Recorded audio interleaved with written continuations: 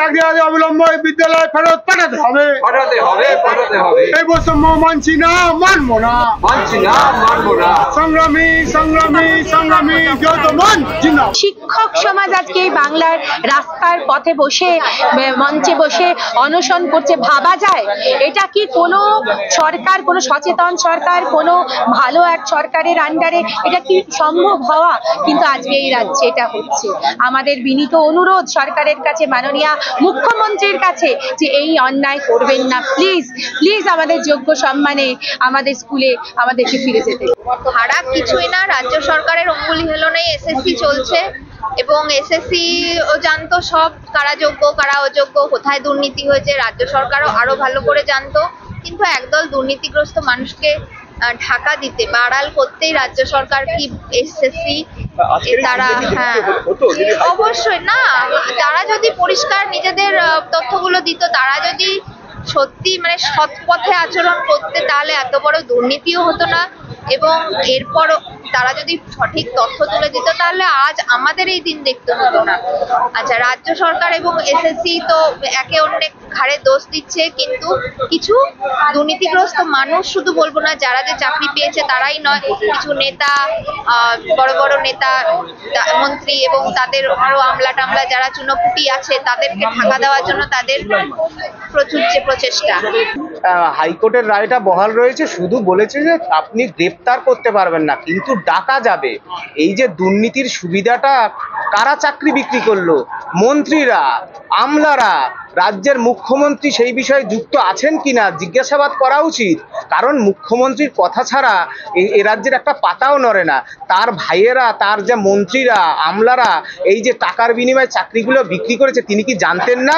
কারণ এই যে এসএসসি, এই যে এসবি, আইবি, তারা কি তাহলে অকেজো?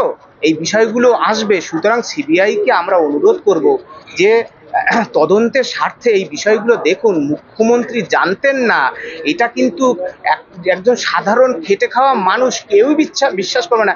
একটা বাচ্চা, আমার বাচ্চাকে জিজ্ঞেস করুন, সেও বিশ্বাস করবে না। যে সুতরাং মুখ্যমন্ত্রীকেও তদন্তের স্বার্থে জিজ্ঞাসাবাদ করা যায় কিনা সিবিআই সিদ্ধান্ত নেবে। আর এই যে আপনি যেটা বললেন সুপার নিউমেরারি পোস্ট, এই তাদের মন্ত্রীদের বাঁচানোর জন্য আপনারা দেখেছেন গত 29 এপ্রিল সরকার কিভাবে স্টে অর্ডার নিয়েছে। আজকেরও প্রবল চেষ্টা করেছিল, কিন্তু মাননীয় সুপ্রিম কোর্ট প্রধান বিচারপতির বেঞ্চ বিলক্ষণ বুঝেছেন আসলে পশ্চিমবঙ্গে একটা সংগঠিত দুর্নীতি হয়েছে। সুতরাং সেই সংগঠিত দুর্নীতির তদন্তটা যাতে হয়, সেজন্যই তারা কিন্তু স্টে অর্ডার দেয়নি। আমি যৌথ মঞ্চের পক্ষ থেকে সকল সাংবাদিক বন্ধুকে নমস্কার জানাচ্ছি, অভিনন্দন জানাচ্ছি।